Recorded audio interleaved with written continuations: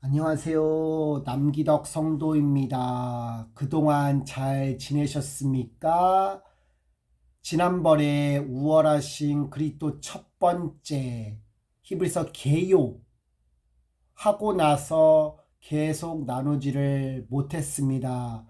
정말 죄송하고요.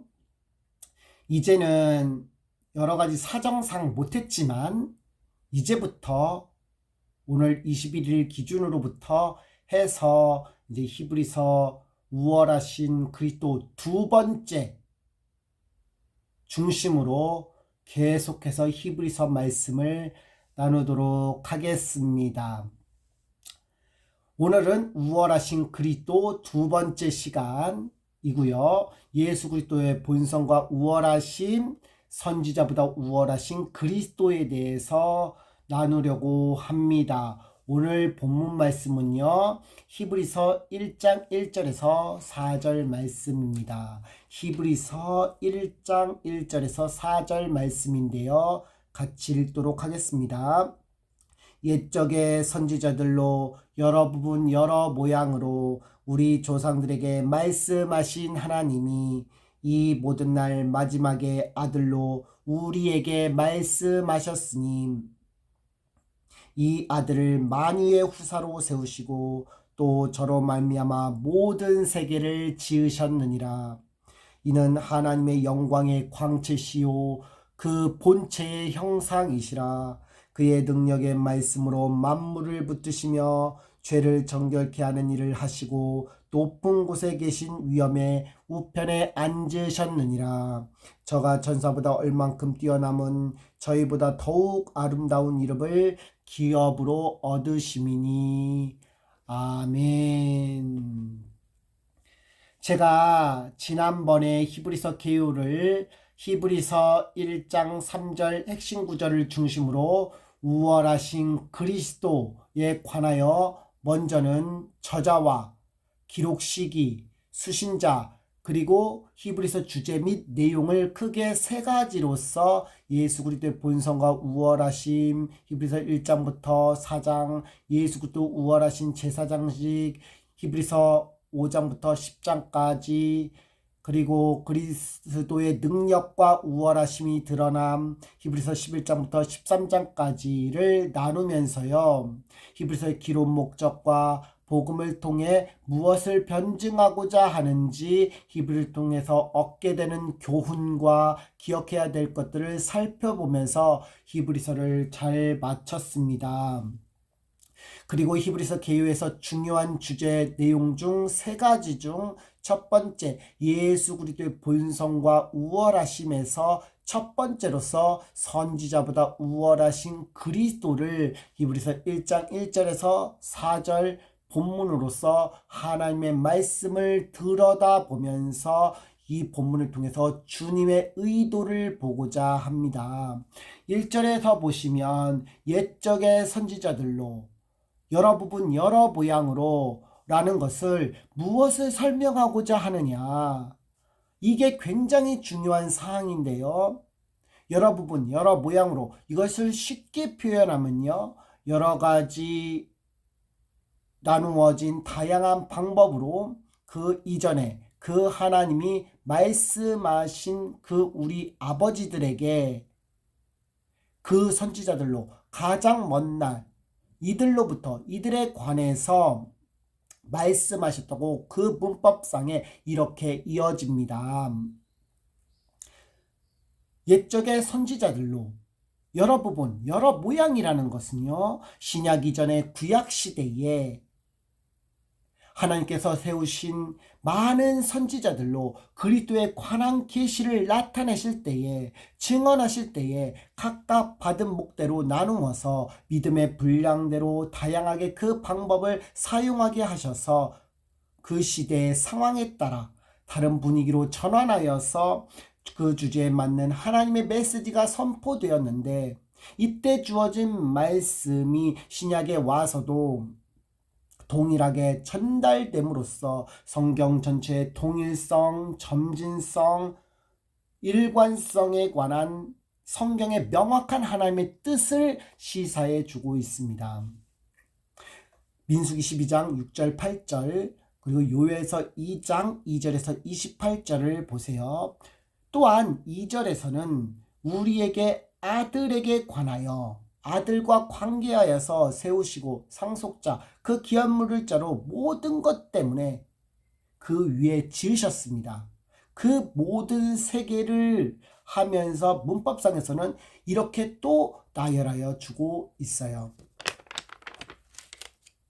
이 히브리서는 기록한 저자가 미상으로 되어 있는 히브리 기자는 지난번에 말했듯이 교회에 관한 이해가 탁월한 사람으로서 서신적 형식을 띠고 있지만 신학적 논증을 통해 잘못된 교리, 율법주의의 문제를 편증할 정도로 다시 말하면 구약 성경이 능통하고 바울처럼 구속자적인 통찰력이 있는 매우 높은 영적인 수준 있는 자로서 성경과 신학에 있어 이해 폭이 넓은 교회의 중요한 위치에서 사역을 감당했을 것 같습니다.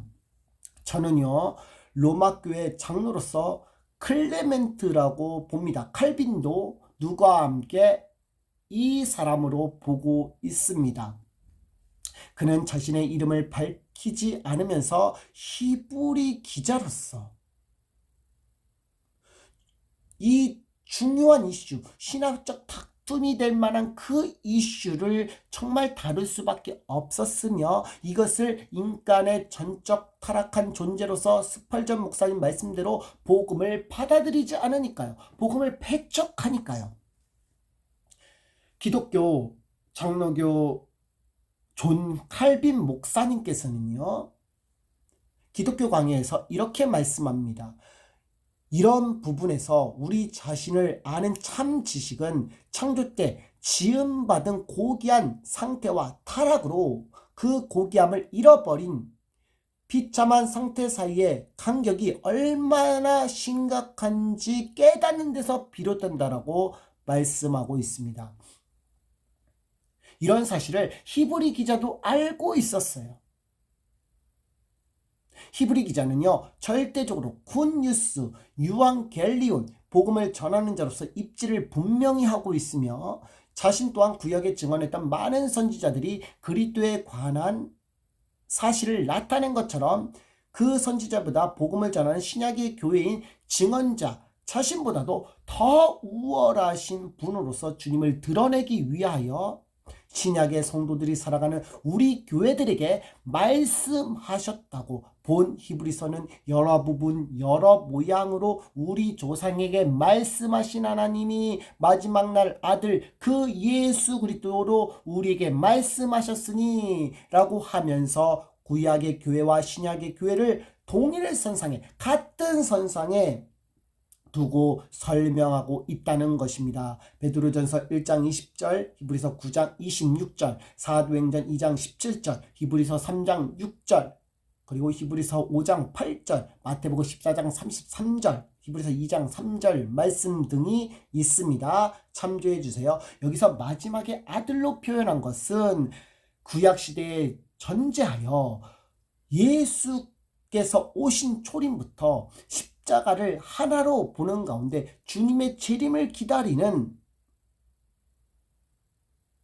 모든 시대를 통틀어 마지막 날로서 존재하기에 여기서도 마지막 시대로 언급하는 거예요. 그런 가운데 이 아들 예수 그리스도를 만유의 후사로 상속자로 세우셨고 또 저로 예수 그리스도로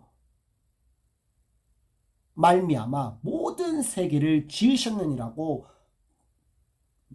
말씀하신 것은 정말이지 놀라지 않을 수가 없습니다. 본문 2절은 만유의 후사로 세우시고 이게 정말로 중요한 말씀인데요.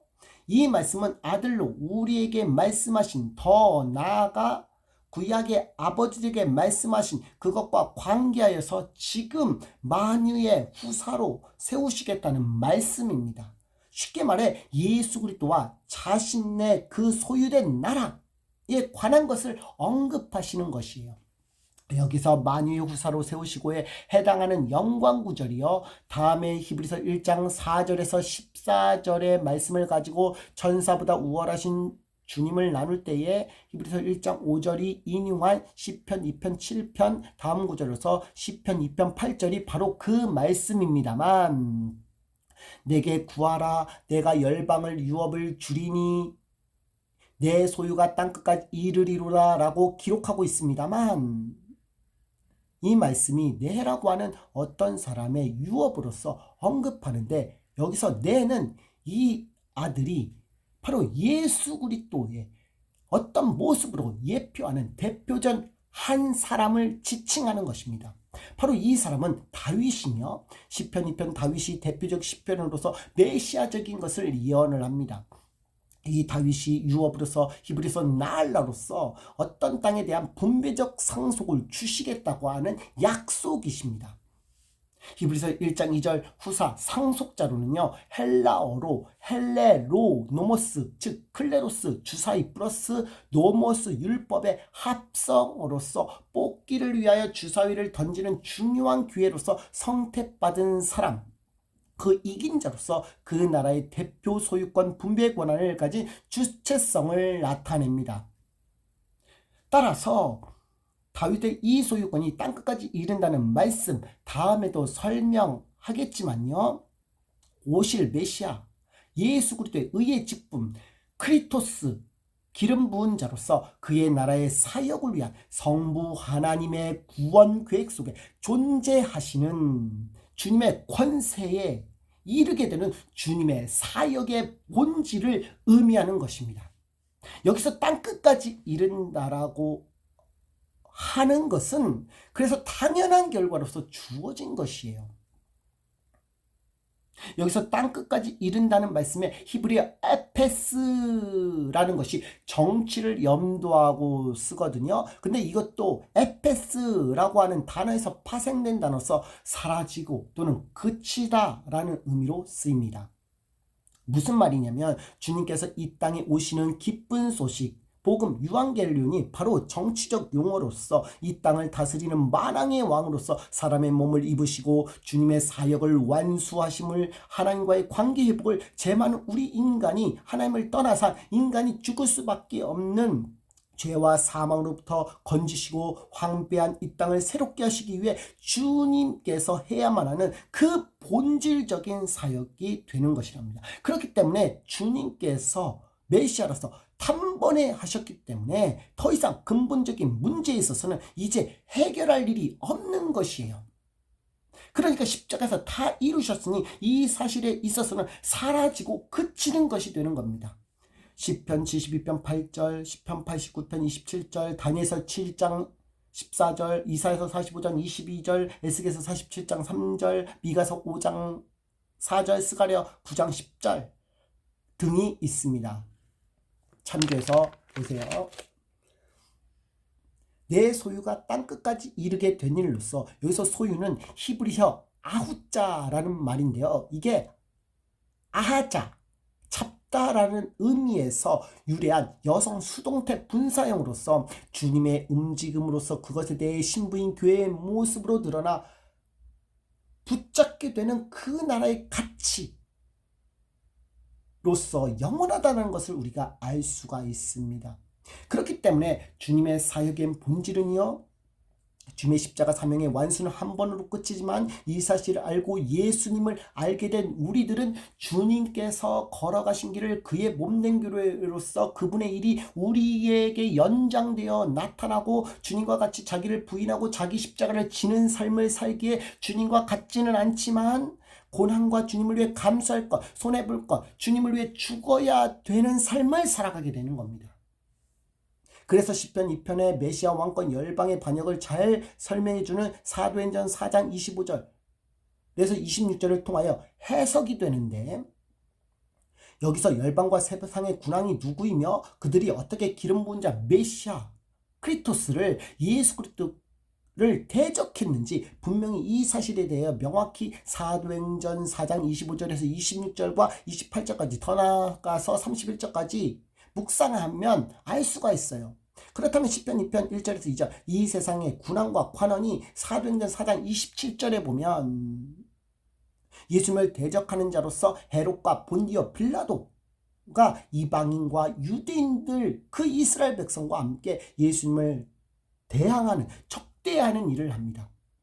이것을 시편에서는 헛된 일, 즉 가치 없는 일로 상징으로서 묘사하는데, 이 일이 벌어짐도 하나님의 권능과 뜻대로 이루려고 하신, 예정하신 그것을 행하려고 이 성에 모였다고, 주님의 교회가 그리스도에 당하신 그 일이 그대로 연장되어 나타남을 분명히 구약 성경을 통해 미리 예고한 예언적 성취로서 시사해주고 있음을 느낍니다. 시편 46편, 시편 18편 50절, 또 히브리서 1장 9절, 또 사도행전 10장, 또 38절, 사도행전 4장 5절, 사도행전 46장, 사도행전 2장 23절, 고린도전서 15장 31절, 여러 가지의 말씀들이 있습니다. 참조하세요. 그리고 나타날 때에 모든 세계를 지으셨느니라로 이어지는 것이에요. 제가 본론에서 2절 말씀을 원어사 문법을 순서대로 나열을 어떻게 되었는지 언급하면서 다루기는 했습니다만, 그 전 본 만유의 후사로 세우시고 다음에 저로 말미암아 모든 세계를 지으셨느니라고 말씀하신 이유가 있으십니다. 여기서 중요한 게 만유의 상속자인 저로 말미암아 때 말미아가 헬라어로 디아이거든요.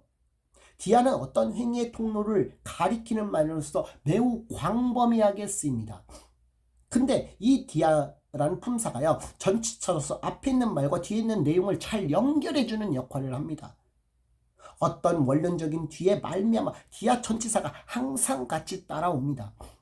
그래서 디아 전치사가 굉장히 중요하게 기억해야만 하시는 거예요. 디아 전치사가 세 가지 의미를 담고 있어요. 먼저는 소유격 지배시에 쓰는 통하여, 두 번째는 목적기 지배시에 쓰는 때문에, 또 세 번째로는 합성어의 완전성을 두고 쓰입니다.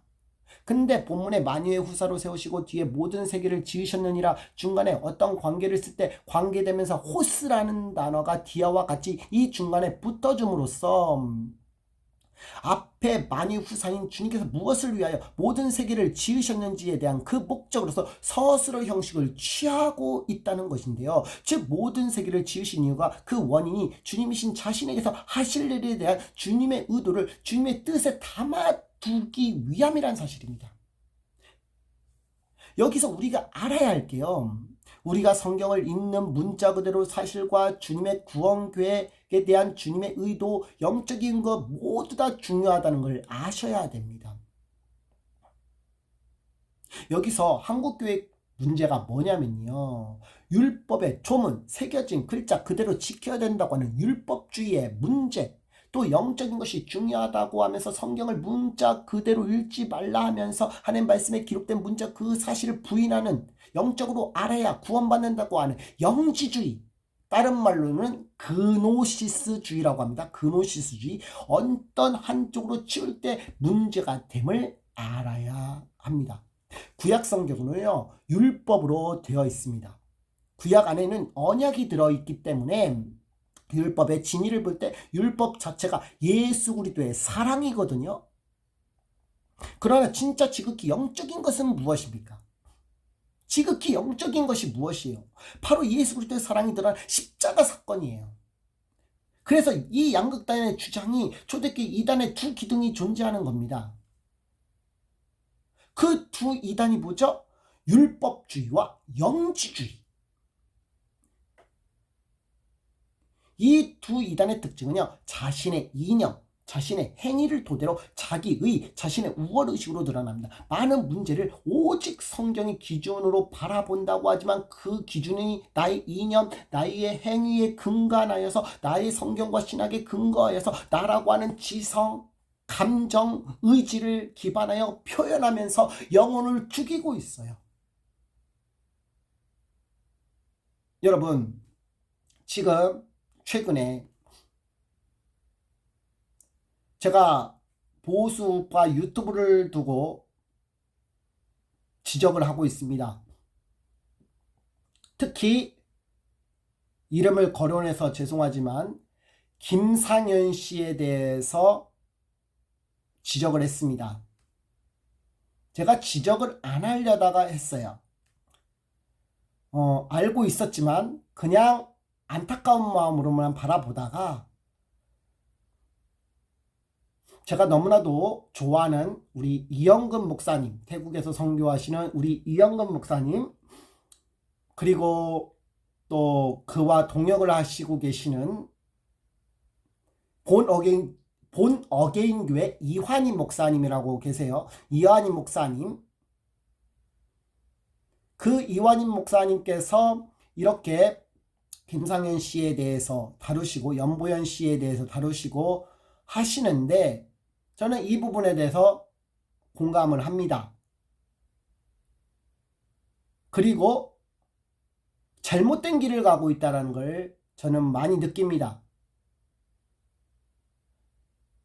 그런데 김상현 씨뿐만 아니라 보수 우파 유튜버들, 특히 보수 그리스도인이라고 하는 이 사람들이요, 무엇을 가지고 하고 있냐면요, 자기 이념과 자기 행위. 근데 이거를 성경의 기준을 두고 말하고 있어요. 성경의 기준을 두고 얘기를 해요. 성경적 정치관이라고 하는. 제가 언급하진 않았습니다. 책 읽는 사자도 마찬가지입니다. 제가 이념의 그런 길을 가고 있다고 하고 이념을 가지고 성경을 얘기하고 신앙을 판단하고 있다고 할 때 누구를 경향하고 있었냐면은 책 읽는 사자를 두고 얘기하고 있었어요. 매우 교만한 사람이에요.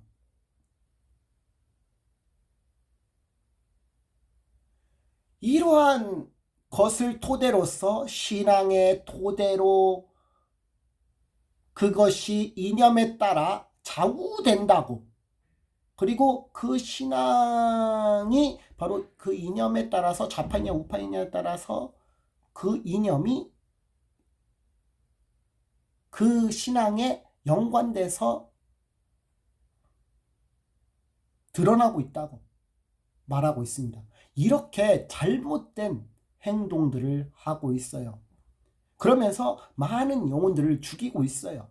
이러한 사실은요, 성경에서 말하는 자유의지, 자유인격을 무시하는 행위입니다.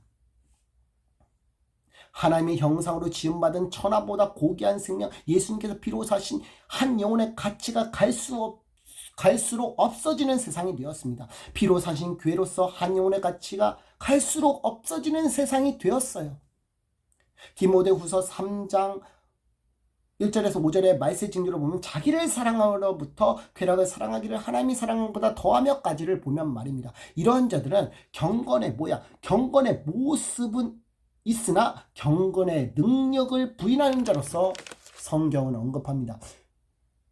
복음으로서의 능력, 그 권능으로서 부정하는 자들이에요.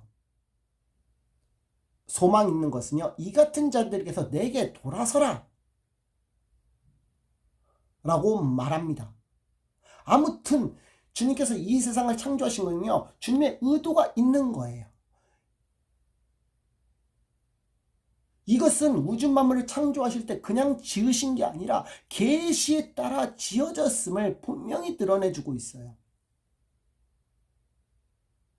요한복음 1장 3절에는 2절부터 볼게요. 그가 태초에 하나님과 함께 계셨고 만물이 그로 말미암아 지은 바 되었으니 지으신 것은 그가 없이는 된 것이 없느니라고 말씀합니다. 즉 그리스도의 관한 계시에 따라 지어졌기 때문에 그 예수 그리스도 때문에 지은 바 되었고 그를 통하여 지을 수밖에 없는 것입니다.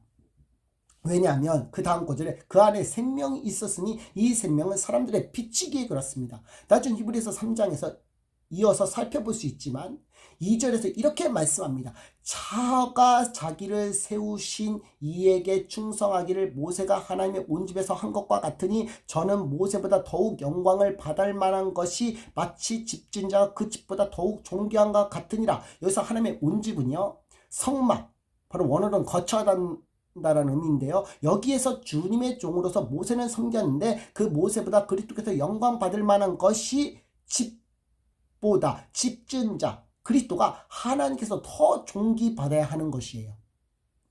우주 만물을 지으신 이도 주님이시고요. 교회를 세우신 기초가 되는 것도 그리스도가 하셨기 때문입니다. 그 교회가 바로 우리 예수 믿는 성도들입니다. 고린도전서 8장 6절 또 15장 27절에서 28절, 사도행전 17장 24절, 디모데전서 4장 4절, 신명기 26장 19절, 요나서 1장 9절, 말라기 2장 10절 등등이 있습니다. 찾아보세요. 여기서 모든 세계로는 헬라어로 아이온, 본래적으로는 시대를 얘기합니다. 함축적으로는 세상으로 쓰이는데 가장 중요한 의미는 과거 포함 미래까지 의미로서 영원으로서 존재로서 의미를 쓰인다는 겁니다. 그래서 아이온이라는 것이 어원이 아이 항상과 동일함에서 유래되었어요. 하나님께서 반역한 인간이 주님을 떠난 인간이 주님의 구속의 역사의 과정 가운데 필요한 때로서 항상 우리를 향한 주님의 의도로서 존재하는 시간으로서의 간격을 의미합니다. 사도행전 7장 51절, 고린도서 4장 11절, 디도서 1장 12절, 히브리서 3장 10절, 베드로서 3장 15절, 베드로후서 1장 12절, 사일전 5장 1절, 히브리서 11장 32절, 고린도전서 1장 20절 등등이 있습니다. 이 간격 속에 이 간격을 염두하고 지으신 거예요. 따라서 하나님께서 그리스도의 목적이 있기에 그대로 쓰여지기 위한 즉 주님의 영광을 위해 창조된 것입니다. 히브리서 11장 3절에는요. 믿음으로 모든 세계를 하나님 말씀으로 지어준 줄 우리가 아나니 보이는 것을 나타난 것으로 말미암아 된 것이 아니니라. 따라서 모든 세계가 지어진 바탕은요 하나님으로 말씀으로 된 것을 우리의 믿음으로서 그리스도를 통해 우리 마음이 사용되어짐으로써 알을 의미하는 것이에요. 쉽게 말해 우리가 흔히 물질로 되어 있는 어떤 것으로서 관계하여 발생된 창조가 아님을 반증해 줌으로써 이 어떤 이상을 토대로 보는 것을 주의하라고 히브리 기자는 당부하고 있음을 보게 됩니다. 우리가 창조를 믿는 것도 이와 같은 것입니다. 오늘날 더욱이 보여지는 물질 체계로 보는 세상이 넘쳐나는 세상이에요. 모든 세계가 하나님 말씀에 근거하여 되었다는 믿음의 눈이 필요합니다. 하나님께서 만든 비조세계는 하나님께서 주신 가운데 우리의 의지를 사용하여 다스리게 하셨고 하나님의 말씀에 반응하여 순종함으로 주님께 순종한 이 사실로 주님께 영광되게 하셨습니다. 하나님 말씀하여 반응하여 사는 것은 주님과 사랑의 교제와 기본 전제가 뒷받침 될 때 가능한 것입니다. 자유의지를 누린 결과입니다. 창세기 1장 1절, 창세기 1장 26절에서 28절, 2장 7절, 2장 7절, 그리고 2장 19절에서 24절, 로마서 4장 17절, 신명기 5장 24절, 신명기 33장 29절, 요한복음 12장 23절 등이 있습니다. 창세기 3장, 로마서 5장을 생각하시면 알지만 죄가 들어온 인간은 주님과 단련된 이상 주님과의 사랑의 교제를 누릴 수밖에 없습니다. 그러나 예수 안에 있는 구속으로 말미암아 하나님의 은혜로 값없이 의롭다 하심을 얻었습니다. 이러한 자가 주님께 나아갈 수 있는 엄청난 특권을 누리게 된 것이에요. 이것으로 인하여 모든 상속자로 예수 그리스도 때문에 모든 세계가 존재하고 지었다는 사실입니다. 모든 것이 하나님의 영광 위에 된 것입니다.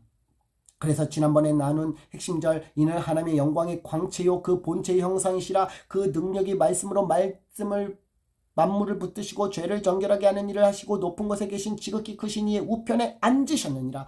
이 말씀의 의미가 분명히 드러나는 것이에요. 이 말씀은요 앞에 있는 내용 즉 만유의 창조자가 예수 그리스도를 세우시고 그분에 관한 것이기 때문에 이것 때문에 모든 세계를 지으셨습니다. 하는 주님의 뜻과 말씀 오직 성경에 기록된 목적 그 의도와 관계하여서 히브리서 1장 3절은 말씀에 등장하고 있는 것이라서 히브리서 1장 1절에서 2절의 말씀을 더욱 상세하게 그 이유를 대변하여 줌으로써 1장 3절의 말씀의 문법과 문맥을 잘 대조하면서 살피는 가운데 하나님이 행하시는 일을 정확히 깨닫게 되는 것 같습니다. 그래서 이 말씀이 그리스도의 중심적으로 해석이 되고 그 은혜가 풍성해졌습니다. 히브리 핵심이자 본문인 이는이라고 하는 호스 관계대명사가 1절 3절의 문맥을 이해하는 중요한 연결고리를 적용함으로써 함께 하나님께서 하시는 삼위일체 연합사역으로서 하나님의 본질로서 그 경륜에 따라 존재하신 놀라우신 주님의 약속과 그 성취하심의 결과로서 본문 3절은 드러납니다. 또한 주님께서 다 이루신 율법에 관한 조문으로서 종결과 새롭게 율법과 계명, 사랑이라고 하는 율법의 근본 정신을 그리스도 예수 안에서 그분과 거룩한 영으로서 예수님께서 죽으시고 부활하신 가운데 승천하시고 높이 계신 크신 분의 우편에 앉으심은 교회를 중보하심과 교회를 통해 하실 성령의 역사가 그 일을 친히 다스리시기 위함인 것입니다. 그래서 요한복음 14장 16절 내가 아버지께 구하겠으니 그가 또 다른 보혜사를 너희에게 주사 영원토록 너희와 함께 있게 하리니 라고 말씀합니다. 여기서 아버지께 구하겠으니 하는데 이 구하겠다라고 하는 것이 헬라로 에로타오 단어로 신문하다, 즉 아버지께 자세히 따져 묻는다는 의미에서 사역에서 성부, 성자, 성령이 하나씩에 떨어져서 절대 일하지 않으신다는 거예요. 요한복음 16장 26절 17장 9절, 요한복음 17장 15절, 요한복음 14장 26절 등등이 있습니다. 아버지 그거는 예수님의 중보사역은 아버지께로부터 나오는 진리의 성령께서 오실 때 그 성령으로서 예수께 관한 그 증언을 하신다는 겁니다. 파라클레토스의 보혜사가 요한일서 2장 1절의 대언자로서 동일하게 사용하는 이유인 것입니다. 나의 자녀들아 내가 이것을 쓰면 너희로 죄를 범치 않게 하려 함이라. 만일 누가 죄를 범하며 아버지 앞에 우리에게 대언자가 있으니 곧 의로우신 예수 그리스도시라. 저는 우리 죄를 위한 화목제물이니 우리만 할 뿐 아니요 온 세상 죄를 인함이니라. 그리스도의 몸인 교회를 통해서 성령 하나님께서 그리스도 안에서 예수 그리스도와 하나님 나라를 자신의 의지 가운데서 적용하셔서 하나님의 그 일을 행하시고 완성하시겠다는 사실인 것이에요. 이것은 하나님의 우월하심의 근거로서 그 예로서 선지자보다 다음에 나는 천사보다 뛰어난 원인과 이유를 자세히 설명하고 있다는 사실입니다. 오늘 선지자보다 우월하신 그리스도 편에 이어서 천사보다 우월하신 그리스도 편을 같은 맥락에서 동일성을 가지고 설명하지만 선지자보다 천사의 존재적 그들의 행하신 일의 영역으로서 차이는 분명하고 선명하게 다름을 알 수가 있습니다. 이번 4절부터 다음 5절에서 14절까지 말씀을 이를 구분해서 다룰 텐데요. 이렇게 다루면서 하나님께서 하실 일이 각각 어떻게 다르고 그 속에서 하나님의 우월하심은 비교할 수 없을 만큼 어떤 위치를 놓고 보더라도 그 속에서 하나님의 우월하심은 비교할 수 없을 만큼 어떤 위치를 놓고 보더라도 그분의 완전하심과 능하신 그리스도의 주로서의 권위를 넘어설 수 없음을 기억하게 하십니다. 이로써 히브리서 1장 4절은 예수 그리스도의 우편에 앉으심과 중보하심의 결과로서 교회를 통해 하실 일로서 그 권위에 재차 반복적에 강조하시기 위해 성경 9절 그대로를 말이 먼저 언급되지만 히브리서 1장 4절에 원화상 문법으로 이렇게 나열하고 있어요. 얼마만큼 뛰어남은 그것 천사보다 더 많이 아름다운 그것보다 저희 기업을 얻으심이니 로 되어 있습니다. 다시 말하면 이것처럼 대단하게 더 강하게 된 그것 천사보다 더 많이 능한 것에 의하여 상속자로서 그 이름을 이라고 되어 있습니다만 이는 천사보다 존재로서 대단함을 인정하면서도 그보다 비교할 수 없을 만큼 더 많이 능가하는 그의 뛰어나심의 그 원인을 설명하고 있는 것이에요. 본문 천사는요 헬라어로 안겔로서 사자를 뜻하고요 천사라고도 가리킵니다. 이 사자라고 하는 안겔로스가 안가리오 시중 드는 자로서 되게 하다와 비교해서 나타납니다. 성경에서 사자와 천사가 의미하는 것은 다양하게 몇 가지로 사용되고 있어요. 먼저는요 천사 그 자체로서 실제 그 자체로서 의미합니다. 칼빈도요 천사를 실제로서 섬기는 영으로서 언급을 합니다. 말 그대로 우리가 흔히 아는 가브리엘, 미가엘처럼 천사로도 쓰이는 거예요. 내가 다음에 또 언급하겠지만요. 가브리엘은 이 일반적인 천사 중에 대표입니다. 미가엘은요.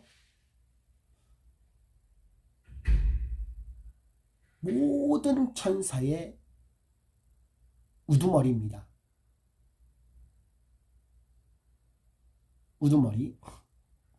그렇게 천사는요 이렇게 쓰이기도 합니다. 어떤 경우에는 세례 요한같이 선지자를 말라기 3장 1절엔 내 사자로 표현하기도 하고요.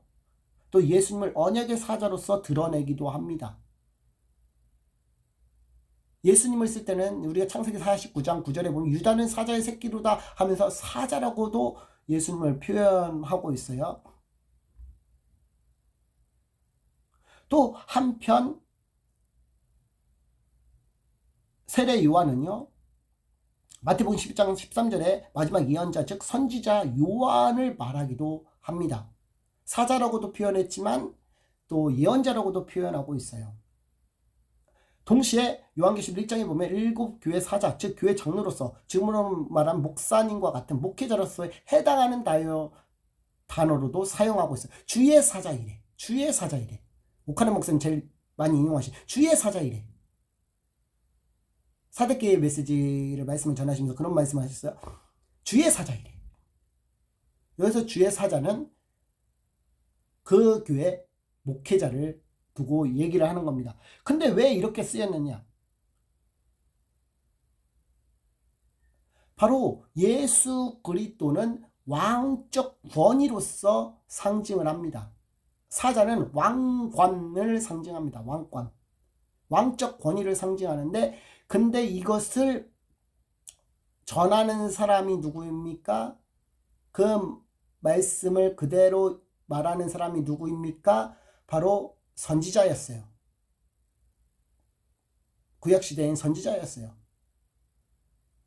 그러니까 이들에게 있어서는 하나님 말씀의 그 왕적 권위, 메시아로서의 왕권을 드러냈기 때문에 그들에게 권위가 있기 때문에 그들에게 사자라고 하는 표현들을 쓰는 곳이 있는 거예요. 성경에서. 그리고 주의 사자 이래야 할 때 이 주의 사자라고 하는 목회자에게 해당하는 것도 왕적 권위이신 예수 그리스도를 증언하기 때문에 그들의 권위가 말씀에서부터 왔기 때문에 주의 사자 목사님이라고 표현하는 겁니다. 그래서 주의 사자라고 하는 표현을 우리가 잘 알으셔야 돼요. 주의 사자 목사님 할 때 그 권위는 말씀에서부터 나오기 때문에 목사님을 주의 사자 목사님이라고 하는 것입니다. 무엇을 증언하기 때문에? 복음을 증언하시고 말씀을 대언하기 때문에. 우리가 복음 전달하고 하는 성도들이 복음 전하는 거 하고요. 목사님들이 강단에서 선포하는 메시지는 다릅니다. 복음 증언은 똑같았지만 그 안에 들어있는 그 권위는 달라요. 대언자적인 성격을 띠고 있기 때문에 다릅니다. 그래서 너무나도 우리는 목사님들을 위해서 기도를 많이 해드려야 됩니다. 목사님들이 온전히 귀한 사역을 하실 수 있도록 온전한 목회를 하실 수 있도록 성도들이 기도해야 되는 것이 마땅합니다. 요즘 성도들은요 교회 다닌다고 하면서 목사님들을 함부로 대하는 목사님들이 너무 많아요. 함부로 대하는 경우가 많습니다. 그러나 목사님들을 함부로 대하면 안 됩니다.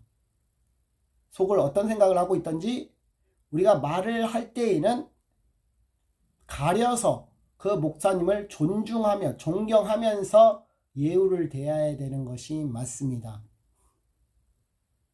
그리고 하나님께서 대언하신 그 말씀을 복음으로 인하여 증언되는 말씀, 하나님에서 난 하나님 말씀이라고 한다면 반드시 받아야 됩니다. 요즘은 너무나도 하나님 말씀을 함부로 전하고 인본적으로 전하는 많은 이상한 목사님들이 많기 때문에 우리가 구별해야 되고 분별해야 되지만 정말 복음 증언하고 말씀만 전파하시고 오직 예수 그리스도만 드러내시는 이런 하나님의 사람, 귀한 목사님들은요, 우리가 함부로 대해서는 절대 안 됩니다. 그렇다고 해서 목사님을 드높이면 안 되지만 그래도 그 목사님들을 귀하고 정말 하나님의 나라와 말씀을 증언하는 일에 힘쓰시는 그 목사님들의 그 헌신을 우리는 높이 평가해야 되는 것입니다. 또한 다음 편에서 반복되지만은 4절에서 5절에서 보면은 시편 2전 7절 인용한 말씀에서 어느 때의 천사 중에 누구에게 라는 표현을 보면 천사라는 단어가 이중적인 함축되어 있는 영적 의미로 내포되어 있음을 알게 됩니다. 그렇기 때문에 천사로서 존재의 대단함은 하나님의 뛰어나심을 즉 우월하심을 나타내기 위한 것이기에 주님의 사역 관점에서 히브리서 기자는 인정하는 거예요. 제가 다음에도 설명하겠지만 천사는요 하나님과 인간의 관계를 온전해지기 위해 예수 그리스도의 복음을 증거하는 그런 일들에 있어서 주님의 사역 관점에서 도구로 쓰일 뿐이지 천사는 그냥 천사일 뿐입니다.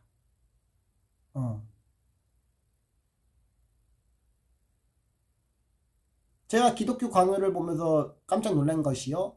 칼빈 목사님께서 말씀하신 천사의 그 다루는 부분과 제가 다루는 부분이 비슷했어요. 똑같았어요. 그래서 저는 놀랐어요. 기독교 강의를 다시 한번 보면서 놀랐습니다.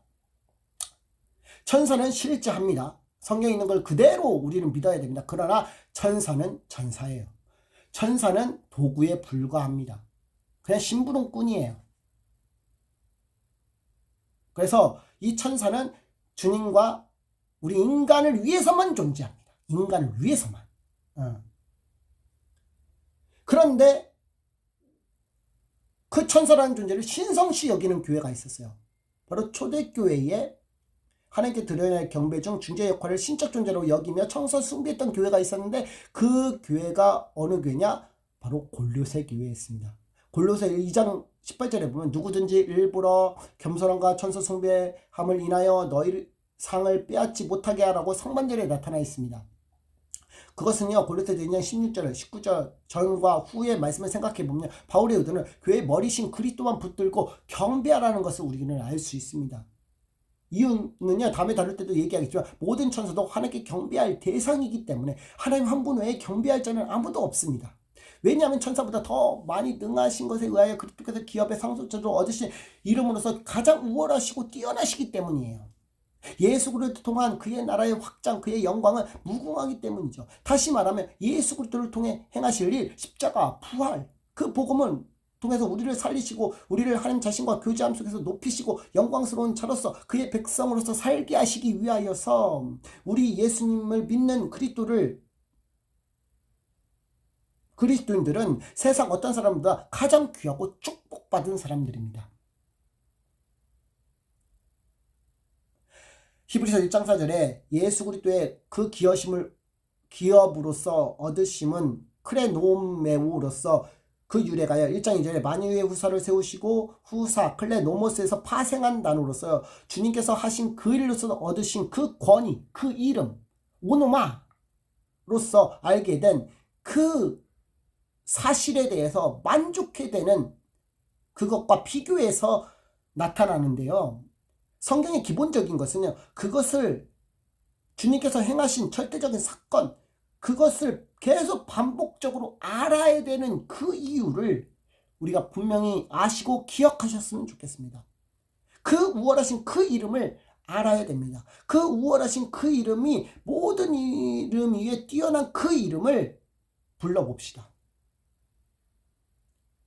우리가 연예인들을 얘기하고요. 대단한 이름들을 페이스북에 SNS에 누구누구누구 하면서 언급하지만 그들은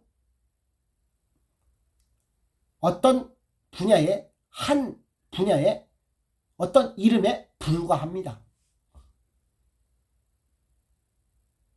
그보다도 뛰어나신 분이 예수 그리스도예요. 그들을 우상시 여기지 마시길 바랍니다. 그들을 추종하지 마시길 바랍니다. 예수님도 스타이셨어요. 유대인들에게는. 그러나 예수님은 그곳에서 떠나가셨어요. 자기가 왕이 되려고 그 위치에 서서 말씀을 가지고 또 무엇을 가지고 하나님이란 이름을 가지고 그냥 도구로 사용하고 있어요. 도구로 사용하고 있어요. 하나님의 이름을 망령되이 일컫는 겁니다. 그것이. 망령되이. 그런데 우리는 이럴 때일수록 어떤 이름을 불러야 됩니까? 한번 불러볼까요? 우리 구주 예수 그리스도. 그분의 이름만이 나타내고 드러나야 될 줄 믿습니다. 우리 함께 기도하시겠습니다.